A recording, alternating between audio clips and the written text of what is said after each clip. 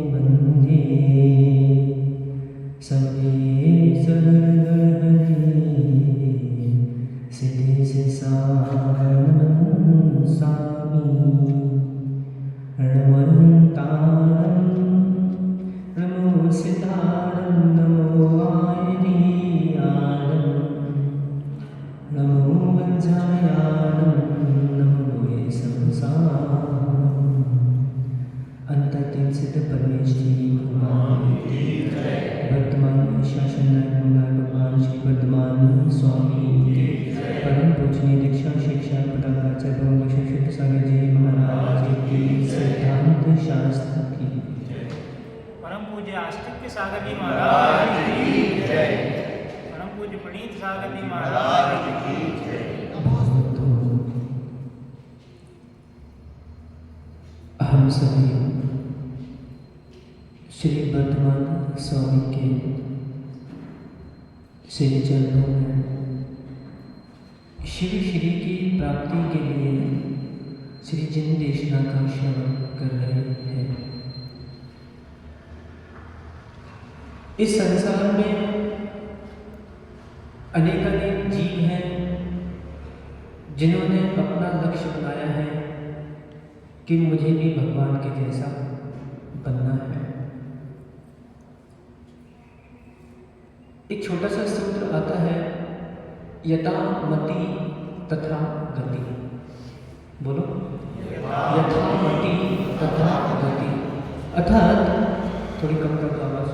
अर्थात जैसी मति होगी वैसी गति होगी। थोड़ा ध्यान से सुनना, बड़ा गंभीर विषय है और हम उसको बिल्कुल गंभीरता से नहीं ले रहे हैं। वर्तमान में भौतिकता का युग चल रहा है और आज के समय में ऐसी एक भी सुविधाओं की कमी नहीं है जो व्यक्ति को ना मिल रही है। यदि सुविधा भोगी, ध्यान देना मेरे शब्द को, सुविधा भोगी मुझे नहीं बनना है। सामायिक करो अपनी अपनी, मुझे सुविधा भोगी नहीं बनना है। क्या करनी है?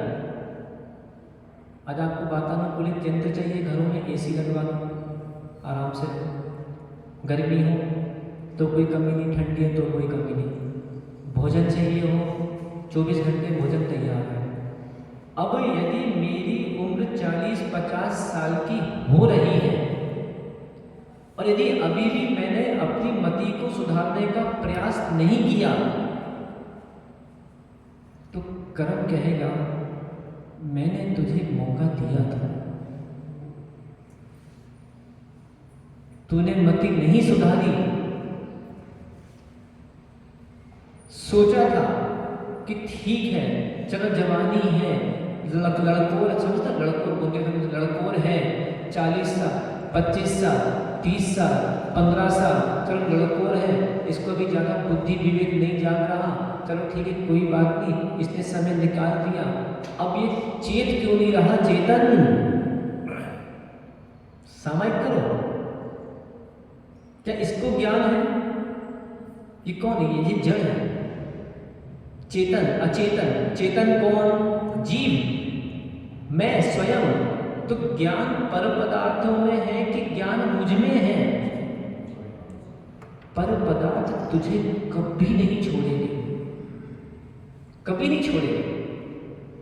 और कहीं तूने अपने आप को पर पदार्थों में लीन रखा गया,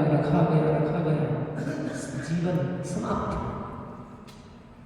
स्वयं चिंतन करो, प्रकाश भी चिंतन करो। कि 50 साल होने के बाद भी मेरी लीनता पर पदार्थों में जा रही है क्या? आज एक विद्यार्थी जाके अध्यापक से पूछ रहा है कि सर मैं पास हो जाऊंगा ना? बॉबी भाई क्या पूछ रहा है कि सर मैं पास हो जाऊंगा ना? एक बात बता, पेपर लिखा सर ने है कि तूने? प्रतीक भाई थोड़ा चिंतन बनाइए। पवन भैया पेपर किसने लिखा है? सर ने लिखा है कि पेपर तूने लिखा है? और सर से जाके पूछ रहा है मूर्ख कि मैं पास होऊंगा कि फेल होऊंगा? एक आदमी आ गया, हे भगवान बस कछु नहीं चाहे भगवान, मोक्ष दिला दे। भगवान बोलेंगे तेरी मति सुधर नहीं रही और तू कहता है मोक्ष दिला दे? कैसे संभव? कैसे संभव? ये जो 6वें अध्याय में सूत्र आया है स आश्रमः, क्या सूत्र आया 6वें अध्याय? आप लोगों ने अध्ययन किया होगा, आप लोग जैन ही जैन गीता तो जानते होंगे। स आश्रमः, तो ये जो स आश्रमः लिखा है इसके ऊपर का जो सूत्र है काय वांग मनः कर्म योगः, शरीर वचन और मन। देखो बैठ जाओ, जल्दी बैठो, बाद में दर्शन करना। जितने दर्शनार्थी बैठे जल्दी। बहुत गंभीर विषय चल रहा है, मजाक नहीं कर रहा है यहाँ पे, बहुत गंभीर विषय चल रहा है क्योंकि समय बहुत अल्प है। मैं सही बता रहा हूँ, यदि अभी भी मति नहीं सुधरी तो मित्र महावीर स्वामी तो दोबारा आने वाले नहीं है। तुम सोचो महावीर आ जाएंगे और मुझे उठा के सीधा रख देंगे मोक्ष में, सिद्धालय में, असंभव। एक व्यक्ति चाहे तो स्वयं अपना कल्याण कर ले और एक व्यक्ति चाहे तो स्वयं अपना कल्याण कर ले। भैया ये हाथ जोड़ रहे, खड़े हो भैया, खड़े हो, हाँ खड़े हो। क्या नाम? नीचे बैठो, पीछे बैठो। राजेश कुमार जी, नरेश भैया कहाँ से आए? बोर्डिंग से। अच्छा ये बताओ आपको तैयार किसने किया? आप लोग ध्यान देना जरा, श्रोता करो। ये जो आप तैयार होके आए शर्ट पैंट पहन के, घड़ी बड़ी पहन के, अंगूठी पहन के, ये आपको किसने पहनाई? कि मम्मी ने तैयार नहीं किया? मम्मी ने तैयार नहीं किया? भैया क्या बोल रहे हैं? क्या नाम भैया का? आनंद कुमार जी। क्या कह रहे हैं? बड़े हो गए। बैठिए ना, बैठो ना। भैया कह रहे हैं कि बड़े हो गए। जब ना समझ थे, जब बचपना था तो माँ संभालती थी, हाथ पैरों में तेल लगाती थी, बालों में कंघी करती थी। क्या सोचती थी? अभी ये ना समझ है, इसको समझाओ।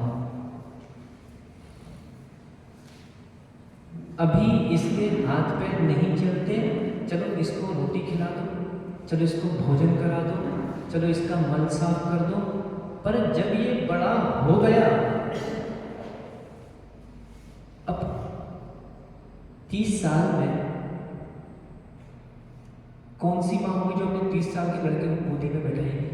बताना जरा मुझे। कौन सी माँ होगी जो 15-20 साल में अपने बच्चे को दूध पिलाएगी?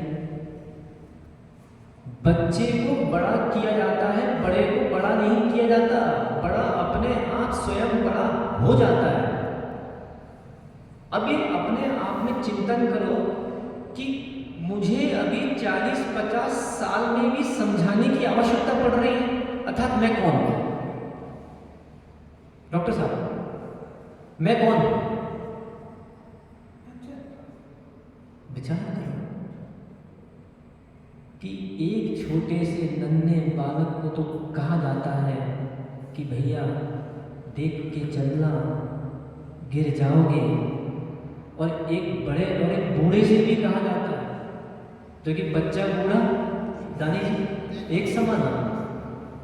एक बूढ़े से भी कहा जाता है कि ठीक है भैया, अब इसकी उम्र हो गई है, अब इसके शरीर शिथिल हो गया है, अब ये कार्य करने में संलग्न नहीं हो पा रहा है, चलो सहारा दे दो। देखो कि कितने सारे मुनिराज आए थे दादा गुरु के साथ। मैंने पूछा एक महाराज जी, अब गेट के बाहर हम खड़े रहे, 5 जंगल चले गए थे, तो यहाँ सब जानकारी देते हैं।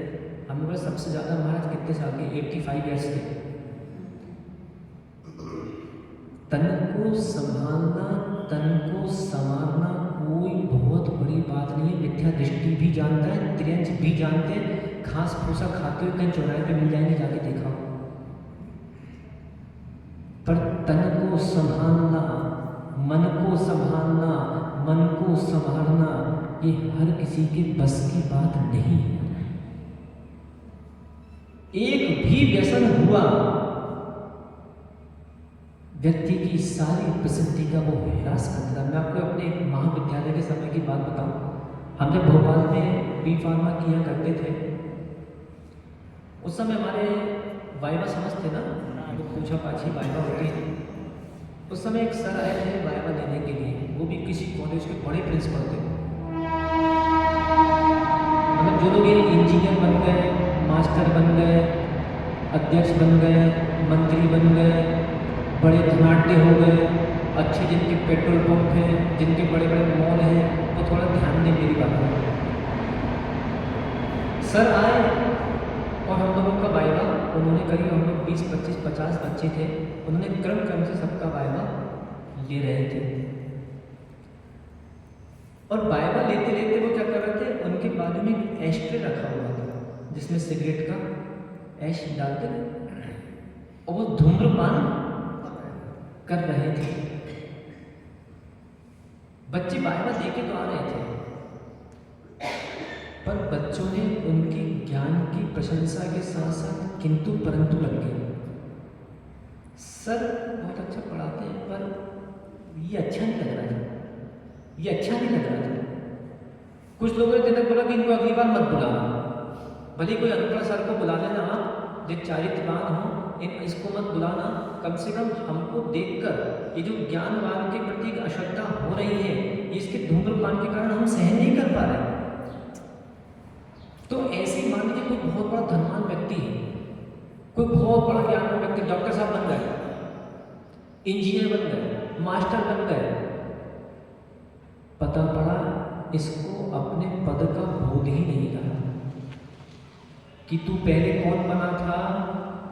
जब तू तेरा जन्म हुआ था, तेरी माँ तुझको किसी गुरु के पास ले गई होगी, तेरी माँ किसी आर्यिका के पास ले गई होगी, तेरी माँ ने क्या कहा था कि महाराज माता जी इसको ना जैन कुल के संस्कार दे दो, ये जैन कुल में पैदा हुआ है, ऐसी बोला था। याद है? अब पहले इसको जैन कुल का पद आया कि पहले इंजीनियर पद आया? ध्यान देना, मैं कह रहा हूँ बार बार, भौतिकता का जमाना चल रहा है, इससे अपने आप को बचाए रखना पड़ेगा। आज इतने देश के इतने सारे साधु बंधु जो बने हैं, क्या इनके पास कोई कमी थी क्या? बताइए ना। क्या हमारे पास घर में गाड़ी नहीं थी? हमारी तो स्वयं की गाड़ी थी। क्या हमारे पास घर में मोबाइल लैपटॉप नहीं था? हमारे पास स्वयं के दो थे, बल्कि एक हमारा एक कंपनी का, 2 मिले थे हमारे लिए। क्या हमारे घर में स्वयं का प्रिंटर नहीं था हमारे पास? क्या हमारे घर में स्वयं का टीवी नहीं था? टीवी भी था। क्या खाने पीने के लिए पैसे नहीं थे? 25,000 रुपये महीने के मिलते थे। पर क्या करें, जिसकी जहाँ होती मति उसको नहीं लगती अति। मुझे मालूम है, मैं यहाँ बैठ के कितने ही प्रवचन दे दूँ, कितने ही बोल दूँ, पर जब तक वैराग्य नहीं होगा, विरक्ति नहीं आएगा। क्या पहली बार प्रवचन सुन रहे क्या साधु? तो जबलपुर में साधु नहीं है, जबलपुर तो संस्कार धानी कहलाती है, और संस्कार धानी कहलाती कितने साधु बुलंद आए, कितने साधु बुलंद आए। तो कम से कम चलो हमारी बात नहीं समझ में आ रही तो अपनी ही बात स्वयं समझो कि मैं संस्कार धानी में रह रहा हूँ, क्या संस्कार का धनी मैं हूं क्या? अरे 100 साल की मान लीजिए उम्र वर्तमान में मिल रही है, तो 50-60 साल रंगीनों में निकाल दिया। अब तो कम से कम सफेदी आ जाए, शरीर में भी और भावों में भी। एक छोटा सा याद करो, साधनों में साधना कहाँ? देखो बहुत गहनतम सूत्र दे रहा हूँ आज, अंतिम दिन अंतिम देशना है संजीवनी नगर की। साधनों में, पीछे बोलो ना बोली वाले भैया, साधनों में साधना कहाँ? आज माताओं से पूछो, मन करता है कि महाराज जी हम भी सामयिक देना चाहते हैं। आज पुरुषों से पूछो, ऐसा नहीं है हर व्यक्ति में गुण दोष है। सर्वथा ये नहीं है कि साधु ही पूरे बिल्कुल एकदम बिल्कुल भगवान बन गए, नहीं, हमारा श्रावक भी भगवान है। क्योंकि जिसके अंदर भाव निर्मल है, उसके अंदर भगवान की भगवत्ता उसके अंदर में है। एक श्रावक भी सोचता है कि मैं भी अच्छी सामयिक देना चाहता हूँ, मैं भी भगवान जैसे बैठना चाहता हूँ। एक माता भी सोचती है, पर क्या करें, साधनों में साधना कहाँ? जैसी आंख बंद करता है, कहीं उसको बहू दिखने लगेगी, मेरी बहू ऐसी, मेरी बहू वैसी। जैसे ही पुरुष आंख बंद करता है, कहीं उसको दुकान दिखने लगेगी, कहीं उसको बेटा दिखने लगेगा। अब तूने इतने सारे साधन जोड़ के रखे हैं, कहाँ साधना होगा? असंभव। और जिसकी सामायिक नहीं, उसके परिणामों में विशुद्धता 3 काल में आ नहीं सकती। तुम चाहे कितने ही मंदिर चले जाओ, कितने सुबह धर्म पूजा करते रहो, पर छोड़ मत देना, करते रहना। एक छोटी सी भी पर पदार्थ आया कि विकृति आना प्रारंभ हो गई। एक छोटा सा दृष्टांत मुझे याद आ रहा है, आपको बताऊंगा। 2 मित्र थे जो लोग व्यापार करने के लिए गए।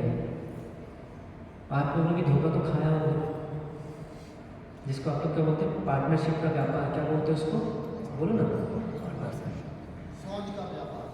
साथ में मिलके करते ना, व्यापार करते, पार्टनरशिप का, ज्वाइंट बिजनेस करते ना मिलके, साझेदारी।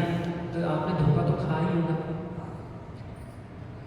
क्या हुआ, वो दोनों मित्र व्यापार करने के लिए निकले। उन्होंने निर्णय लिया कि चलो अब अपन लोग अच्छा व्यापार करेंगे और अपना घर बसेरा करेंगे।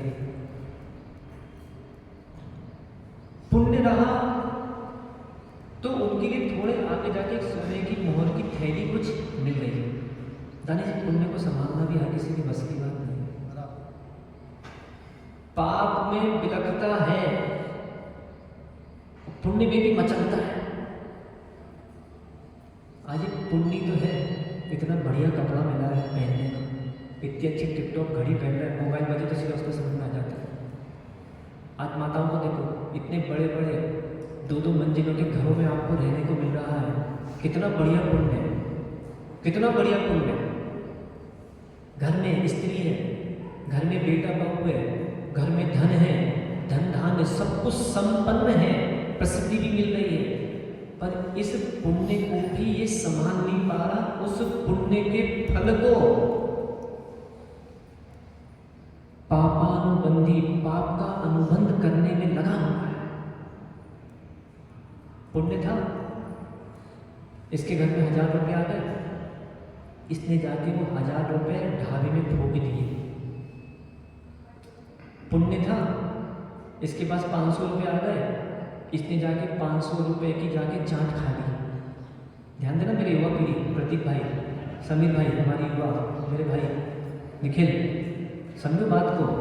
पुण्य को भी संभालना कितना कठिन है, पुण्य परिणामों में भी विरक्ति भाव आ जाना बड़ा कठिन है।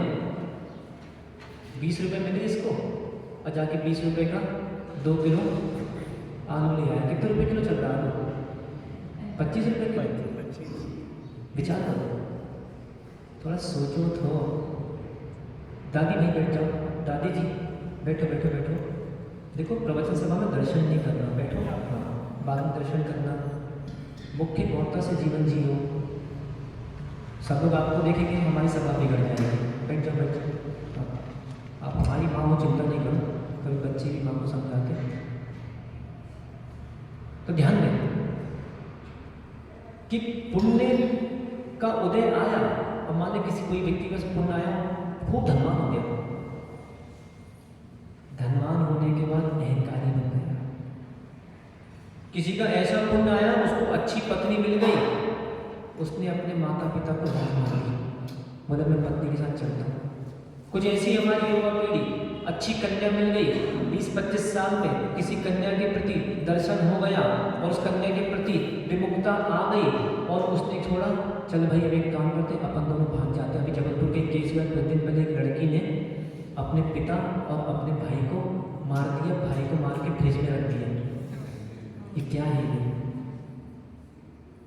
इन दृष्टांतों को देखकर यदि तू अभी भी नहीं चेता, नहीं समझा, तो कोई कुछ नहीं कर सकता। ना साधु कुछ कर पाएंगे, ना भगवान कुछ कर पाएंगे। समाधि कौन कराता है? प्रभु जी, एक मेरा छोटा सा प्रश्न है आपसे, बैठ के बोलो, समाधि कौन कराता है? दादाजी हमारे बोलने बाद, दादाजी का नाम कहाँ से आया? हाँ, दादाजी का नाम? हाँ, अरविंद कुमार जी। समाधि कौन कराता है? समाधि कौन कराता है? यदि निमित्त दृष्टि से देखें तो भगवती आराधना जी आचार अंग के महान ग्रंथ में लिखा है कि एक साधु की समाधि में कम से कम 48 साधु चाहिए उत्कृष्ट, और कम से कम 2। और देखा जाए तो व्यक्ति के परिणाम चाहिए। मान लो संजय नगर में किसी की समाधि चल रही है, आपने जबलपुर जितने साधु हैं सबको दिवाला आया, महाराज चलिए चलिए चलिए चलिए, और पूरे लेटा हुआ है श्राविका, और पूरे साधुओं ने घेर दिया, आरिकाएं हैं, श्रावक साधु हैं, सब नमोकार सुना रहे हैं, और उसके मन में क्या चल रहा है? अब मेरी जायदाद किसको दे दूं? उसने मुझे मारा था, उसने मुझे एक बार गाली दी थी आज से 10 साल पहले मंदिर में, अब मुझे उससे बदला लेना है, मैं किससे कह दूं कि बदला ले दूं? क्या साधुओं ने समाधि करा दी?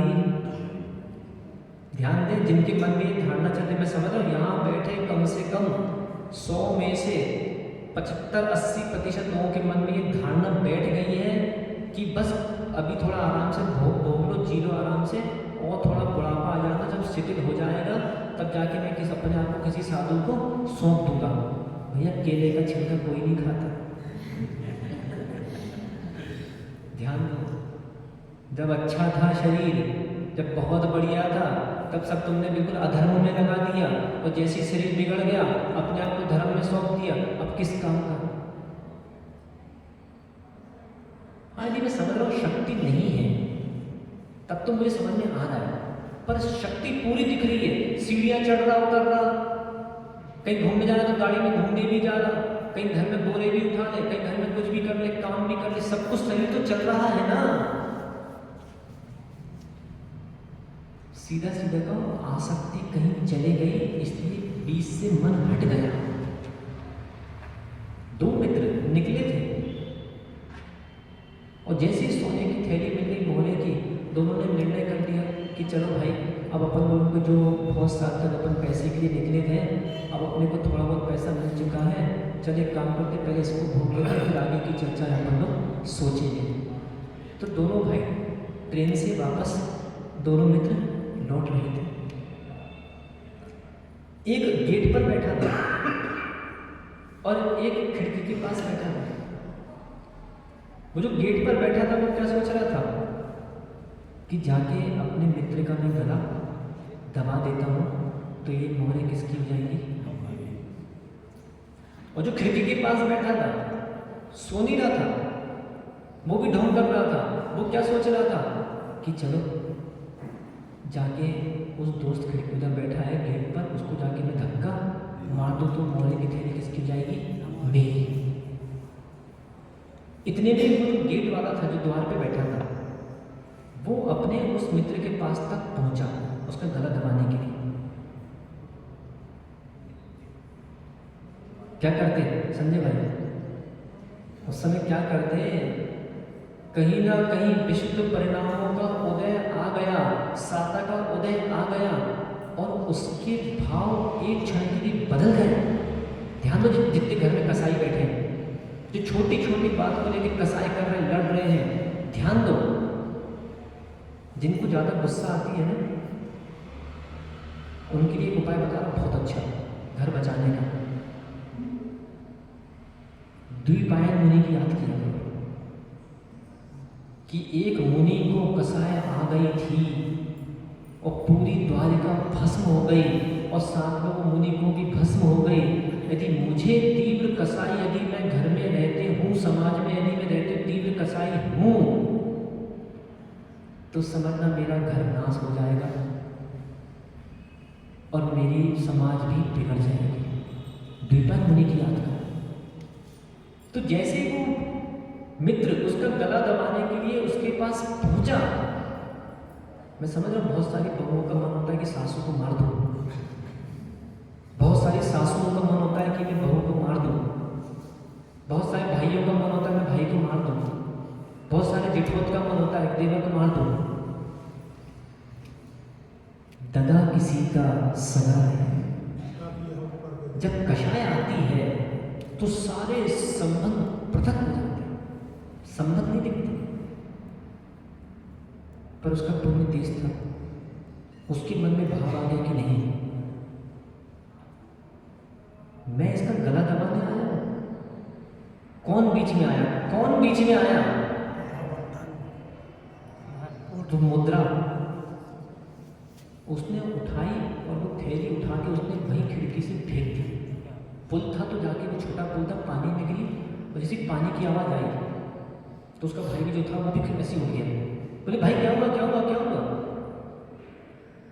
उसने उसके पैर छू दिए उसके मित्र ने। बोले क्षमा कर देना, मैं तेरा गला दबाने आया था।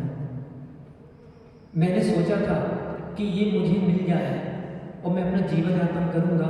मैं भूल गया था कि तेरा ही परिवार है, मैं भूल गया था कि तेरी भी माँ है, मैं भूल गया था कि तेरी भी बहन है। मैंने किसी के बारे में नहीं सोचा, मेरे अंतर में लोभ कषाय प्रकट हो गई और मैं तुझे मारने के लिए आने वाला था। जब दूसरे के सरल परिणाम देखे, देखो नीति सीखो, कभी कोई सरलता दिखाए तो सरल हो जाना चाहिए, मानी नहीं होना चाहिए। यदि समीर और भाई डॉक्टर क्या नाम है तुम्हारा, विनम्र का झगड़ा हो गया, यदि समीर बोल रहा है कि ठीक है डॉक्टर साहब कोई बात नहीं, क्षमा करना, तो डॉक्टर विनम्र के हाथ जुड़ जाना चाहिए। पहला धर्म कौन सा, पहला धर्म कौन सा बताओ जैन साहब? उत्तम क्षमा धर्म क्या अंदर आ गया? सोचो जरा, जो अपने आप को बड़े बड़े धर्मात्मा कह रहे हैं, चाहे धर्मवान हो चाहे धर्मवान हो, क्या उत्तम क्षमा धर्म अंदर आ गया? क्या हम किसी के सामने हाथ जोड़ने में लज्जा तो नहीं आ रही? पहला धर्म उत्तम क्षमा धर्म। तो जब उसके एक भाई ने, एक मित्र ने जब उसके पैर छू लिए और जब उसको सत्यता बता दी, तो उसने भी सोचा कि जब इसने अपने आप को संभाल लिया, इसने स्थितिकरण कर लिया, जब ये मित्रता दोबारा रखना चाहता है तो मैं अकड़ में क्यों जीऊं? उसने भी बोल दिया कि मेरे भाई, मेरे मित्र, मुझे भी क्षमा करना, मैं तुझे ट्रेन के नीचे धक्का देने आने वाला था। बोले वो कहाँ गई थैली? बोले मैंने फेंक दी। उसने अपने मित्र को गले लगा दिया कि मेरे मित्र बहुत अच्छा काम किया, कि जिसके बीच में आने से हमारी दोस्ती टूट जाए, जिसके बीच में आने से हमारे अनादि के संबंध टूट जाए, उसको पृथक करना ही श्रेष्ठ है। वो दोनों घर पहुंचे, ध्यान देना, अभी कथा पूरी नहीं हुई, बस समाप्त कर रहे हैं। वो दोनों घर पहुंचे और कहीं उनकी बहन अपने ससुराल से मायके आई थी, मांसाहारी थी, वो मछली लेने समुद्र में गई थी। और मछली लेके जब समुद्र से लौटी और जैसे ही उसने उस मछली पर छुरा चलाया, वो मोरे मछली के मुख में थी, खट से खिर खिर की आवाज आ गई। उधर माँ दौड़ी दौड़ी आई कि बेटा बेटा काय की आवाज है, क्या हो गया, क्या हो गया? बोले मामा कुछ नहीं, कुछ नहीं। उसके मन में भी तीव्र लोभ कषाय आ गई थी कि कहीं मेरी माँ देख लेगी तो ये मुझसे ले लेगी। उसने वो छुरी उठाई और जैसे उसकी माँ पास में उसने माँ का गला काट दिया। ये पर पदार्थ की महिमा। जब बीच में पर आता है अपनों का संबंध मिट जाता है, अपने पराए हो जाते हैं। दानी जी बताया। और जैसे भैया लोग घर पहुंचे और भैया लोगों ने देखा कि बहन दौड़ रही है, कहाँ भागी जा रही है, कहाँ भागी जा रही है, तो भैया लोग उसके पीछे पीछे दौड़े। वहाँ क्या हो गया? तो बहन के पीछे दौड़े। और जब बहन रास्ते में पकड़ी गई तो बहन ने देखा बहन के हाथ से वही मोहरों की थैली मिली। भैया ने सोचा कि हमने एक अनर्थ को छोड़ा था कि चलो अपनी मित्रता बच जाए, पर उसी पदार्थ के कारण माँ बेटी का संबंध नहीं बचा। तो शाम को मेरा कहने का सार इतना है कि समस्याएं अनेक आएंगी और जहाँ पर पदार्थ आएगा वहाँ साधना नहीं हो पाएगी। अंतिम पुनः याद कर लो, साधनों में आज इसकी समय कर लो। आज प्रत्येक व्यक्ति को नियम दे रहे हैं छोटा सा, ना आलू की चर्चा कर रहे हैं, ना प्याज के रात्रि भोजन की, इतनी चर्चा कर रहे हैं। आज दिन भर में आपको 5 मिनट, कितने लोग कर लेंगे? मात्र 5 मिनट, या सोने के पहले कर लेना, या दुकान पे बैठ के कर लेना, या तो रास्ते में जाते जाते कर लेना। बस इसकी सामयिक करना है साधनों में साधना का। और जो भी आज तक भगवत तक प्राप्त हुए उन्होंने साधन छोड़ते चले गए और आज जाकर पूरी दुनिया उनके हाथ जोड़ रही है। यदि मुझे भी ये जो मंदिर में मैं भावना भारा मोक्ष फल प्राप्त फलम निर्वामीति स्वाहा, यदि मुझे भी मोक्ष फल की प्राप्ति चाहिए है तो मुझे साधनों को छोड़ना पड़ेगा।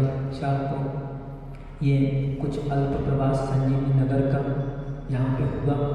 आप लोगों ने बहुत रोते हुए खूब भक्ति भाव से जिंदेशना सुनी है। अब कुछ दिन का प्रवास कहीं दूसरे, क्योंकि देखो साधु का तो दानी जी घर नहीं होता, साधु तो बेघर हुआ करते हैं। जो जिम्मेदारी साधु ने अपने सिर पे ली है, क्योंकि साधु ने क्या जिम्मेदारी ली है कि आप भी इंजीनियर थे, प्रोफेसर थे, डॉक्टर थे, दुनिया के थे। अब आपने गृह त्याग कर दिया। अब आपका काम है कि आपको भी ध्यान में मग्न रहना है, साधना में मग्न रहना है और श्रावकों को भी साधना में मग्न करना है। आपको नगर नगर भ्रमण करना ही पड़ेगा, आपको श्रावकों के घर आहार लेने जाना ही पड़ेगा, आपको जिंदेशनाएँ देना ही पड़ेंगी। तो इसीलिए साधु को स्थानांतरण करना पड़ता है। तो इस संजीव नगर में महाव्रत सिद्ध चक्र महामंडल विधान हुआ, जो कि पहाड़ी में निश्चित हुआ था आचार्य महाराज के प्रसाद से। दूसरा, मूर्तियाँ विराजमान हुई, परम पूज्य दादा गुरु के साथ मिलन हुआ, उधर उपाध्याय बिंदन सागर जी के साथ मिलन हुआ। तो बहुत सारी चीज़ों में यहाँ पदारोहण आचार्य भगवान का आचार्य पदारोहण दिवस, जो कि पंडित सागर महाराज जी ने बहुत अच्छी संयोजना उसकी तैयार करी थी, वो आप लोगों को देखने के लिए मिला। शांति धारा हम लोगों ने महामस्त का अभिषेक पाँचों भगवान का किया।